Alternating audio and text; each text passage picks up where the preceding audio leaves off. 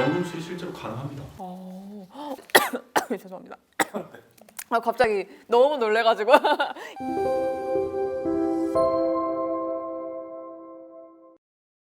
안녕하세요. 혜린이들의 궁금증을 해결해드리는 궁금타파 상품타파의 조혜민입니다. 저번 시간에는 금 가격 전망에 대해서 알아봤는데요. 오늘 이 시간에는요. 금이 어디서 왔는지, 금을 어떻게 세는지 알고는 있지만 항상 헷갈리는 개념들을 김광래 선임연구원님과 함께 이야기 나눠보도록 하겠습니다. 안녕하세요. 네, 안녕하세요. 상상 드라마에 보면요. 부잣집 이렇게 많이 나오잖아요. 거기서 금고에서 금을 약간 초코바 모양으로 이렇게 쌓아놓는 거를 저는 좀 자주 보면서 나도 저거 하나만 가지고 싶다 뭐 이런 생각이 든 적이 상당히 많았는데 연구원님 그런 적 있으실까요? 그렇죠. 네, 진짜 저거 하나만 있어도 약간 마음이 든든할 것 같은데 사실 이게 골드바라고 하는데 골드바 한 개, 두 개 이렇게 저는 세기는 세는데 정확하게 금 세는 단위가 좀 다양하게 있는 걸로 알고 있어요. 이게 정확하게 어떻게 세는 걸까요?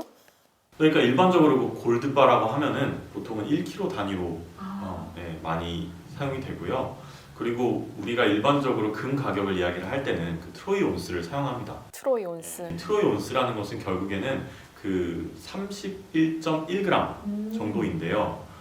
우리나라는 사실 그 돈을 많이 쓰잖아요. 맞습니다. 골반지 같은 네. 거 할 때 한 돈, 두 돈 하는데 돈으로 치면은 한 8.2돈 정도. 8.2돈. 8.2돈 정도가 지금 현재 한 1,800달러 정도 하는 겁니다. 1,800달러면 대략적으로 얼마죠? 한 200만 원 하나요? 아니, 200만 원 정도?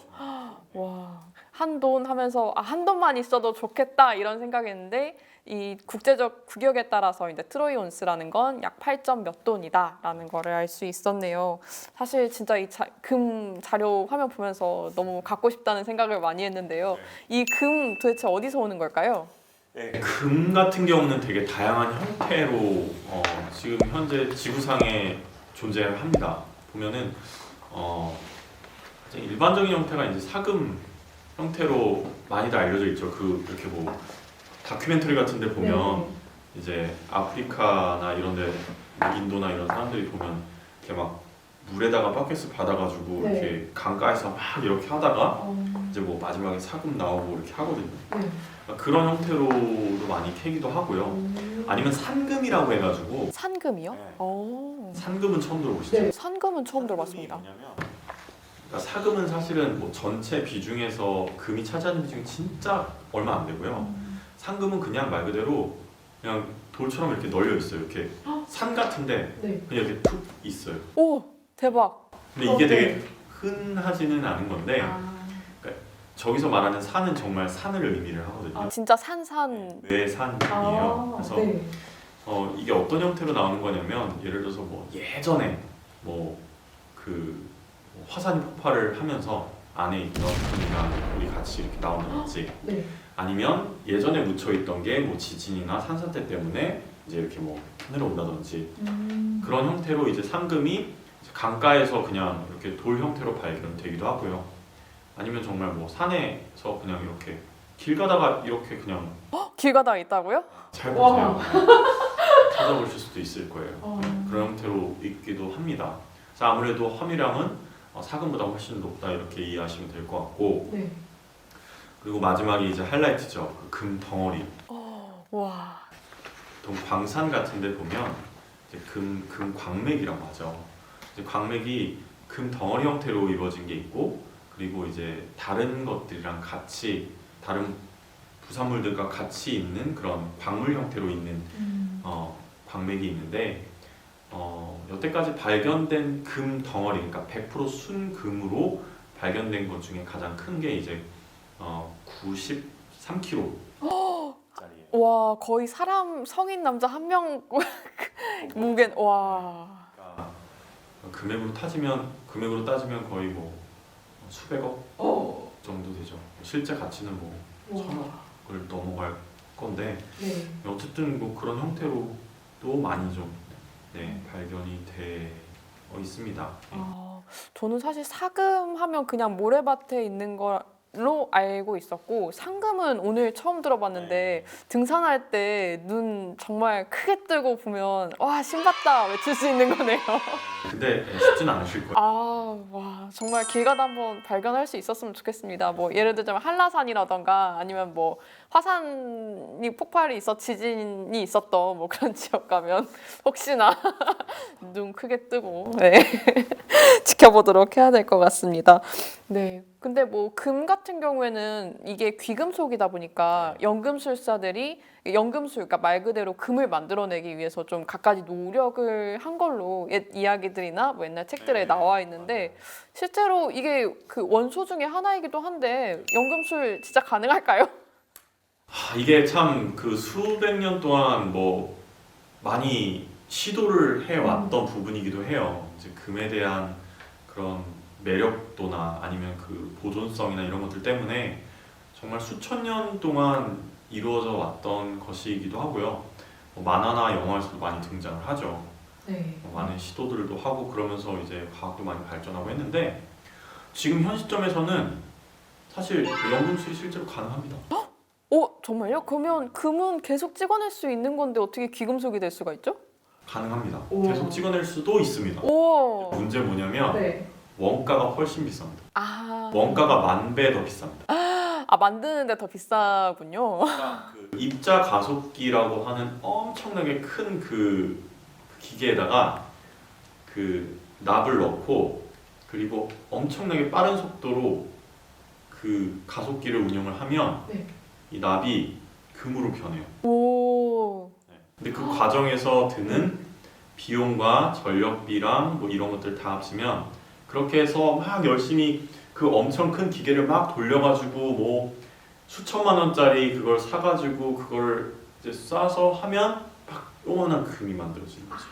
오히려 그냥 안 만드는 게 낫죠. 아, 그렇군요. 그래서 아무 의미가 없죠. 안타깝네요. 그래서 여전히 귀금속. 아하. 그러면 이게 뭐 여러 가지 특성이 있는데 특성들이 어떤 특성들이 있나요? 일단 그 금 같은 경우는 이게 탄성이 되게 강합니다. 그래서 1g으로 3kg까지 금실을 만들 수가 있어요. 우와. 그리고 뭐 미사일이나 적외선 이런 반사 장치에서도 많이 활용이 되고 그리고 부식이나 산화에 강하기 때문에 이제 반도체 특히 그 최신 반도체에서 최근 들어서 좀 많이 활용도가 높아지고 있는 그런 특성도 있고요. 네. 이것과 더불어서 또 금융적인 특성도 가지고 있죠. 이제 뭐 화폐적인 기능이라든지 아니면 귀금속의 희소성 이러한 부분들 때문에 금융적인 특성도 좀 가지고 있고요. 좀 이런 다양한 특성들을 가지고 있다라고 보시면 될 것 같습니다. 와, 이게 뭐 화학적 특성이나 뭐 이런 특성들로 인해서 뭐 산업용으로도 그러면 많이 사용되고 어떻게 보면 우리가 흔히 쓰는 핸드폰 안에도 금이 들어있을 수도 있는 거네요. 네, 금이 뭐 핸드폰이나 아니면은 그 컴퓨터에도 소량의 금이 들어가 있습니다. 와, 죄송합니다. 갑자기 너무 놀래가지고 이렇게 많은 곳에 쓰일 수 있다는 게 상당히 놀라운. 그러네 쓰이겠네요. 예고편에 이제 너무 네, 이렇게 많은 곳에 금이 사용될 수 있다는 게 상당히 놀라운데요. 이게 금이 보니까 K, 뭐 캐럿, 뭐 이런 식으로도 단위가 표현되는데, 뭐 흔히들 뭐 귀금속, 뭐 금은방 같은 데 가서 반지 살 때, 나 18K 금 목걸이 샀어. 이렇게 말씀을 많이들 하시는데, 정확하게 이 18K라는 게 뭔가요? 이게 참 되게 많이 헷갈려 하시는 분들이 많아요. 사실 다이아몬드에서도 캐럿을 쓰거든요. 네, 금에서도 여기서 말하는 K도 캐럿이에요. 똑같은 캐럿이네요. 똑같은 캐럿인데 다이아몬드에서 쓰이는 캐럿은 무게를 뜻하는 거고 네. 금에서의 캐럿은 순도의 단위를 뜻합니다. 그래서 이거는 다른 개념이에요. 다이아몬드의 캐럿은 1캐럿당 0.2g입니다. 예, 그래서 이제 다이아몬드랑 헷갈리시면 안 되고요. 일단 그러면은 금의 순도 단위인 캐럿은 뭐냐?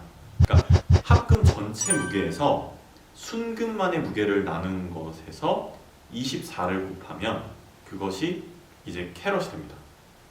그래서 24K라고 하는 것은 결국 금의 함유량이 거의 100%다 이렇게 이해를 하시면 될 것 같고요. 이 K 단위가 낮아지면 낮아질수록 금의 함유량이 점점 적어진다. 이렇게 이해하시면 될 것 같습니다. 와, 저는 18K까지는 들어봤는데 24K가 이게 금이 함유량이 100%로 들어있다는 거는 오늘 처음 안 사실인데요. 역시 숫자가 크면 클수록 상당히 좋은 거네요. 물론 뭐 금의 함유량이 100%라고 표현을 하진 않아요. 실제로는 99.95%. 왜냐하면 네. 이거를 만드는 과정에서 어쩔 수 없이 그 함유되는 불순물들이 존재를 하거든요. 0.001% 정도. 그래서 99.99%가 정확한 표현입니다. 그래도 상당히 많은, 그러니까 최대 함유량을 가질 수 있는 이제 금을 이제 24K다. 그러면 이제 금은방 가서 저 24K 주세요 하면 살 수 있는 거네요. 예, 그렇죠. 돈 많이 버시면 할 수 있죠. 열심히 벌어야겠습니다. 네. 여기서 잠깐 막간의 금 선물 상품 스펙을 살펴보지 않을 수가 없겠죠. 네, 그 하루 23시간 거래 가능한 금 선물은 한 계약당 100트로이온스 그리고 0.1 단위가 움직일 때마다 10씩 움직입니다. 그 호가창에서 0.1씩 움직일 때마다 10불씩 움직이는 거네요. 네, 맞습니다. 그리고 12월 8일 기준으로 8,250불로 거래가 가능하고요. 이거로 22배 레버리지에 투자가 가능하니까 이 점도 함께 기억하시면 좋을 것 같습니다. 네, 그러면 실제로 삼성선물 모바일 어플리케이션을 이용해서 거래 한번 해볼까요? 먼저 삼성선물 어플리케이션을 실행시킵니다. 로그인을 해주고요.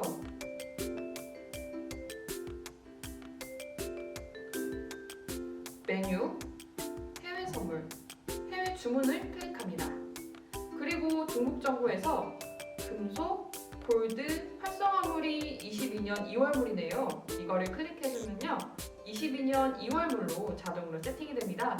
그리고 비밀번호를 입력하고 시작가, 수량 설정, 주문.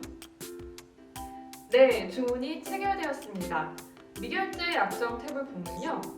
골드 한 계약 매수가 체결된 거를 확인할 수가 있습니다. 참 쉽죠? 네, 오늘은 일상생활에서 흔히 접하는 귀금속인 금의 기본적인 사항들에 대해서 한번 살펴봤는데요. 알고는 있지만 항상 헷갈렸던 개념들 오늘 꼭 알아볼 수 있는 효자성 같은 주제였네요. 네, 궁금타파, 상품타파 다음 시간에 봐요. 안녕!